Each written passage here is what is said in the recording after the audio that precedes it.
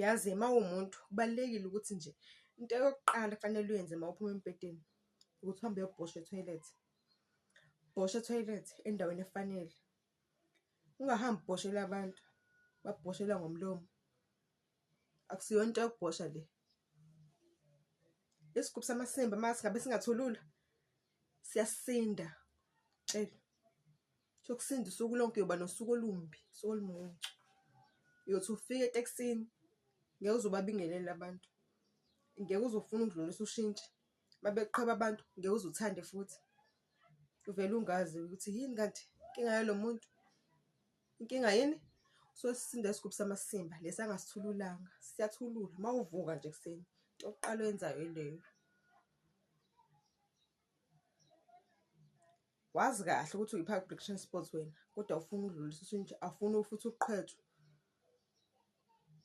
Uyothi ufika la uya khona uma ngabe emsebenzini noma esikoleni uyobhulisha iy'ngane zabantu la uya khona. Uyoba yibhuli nje wena.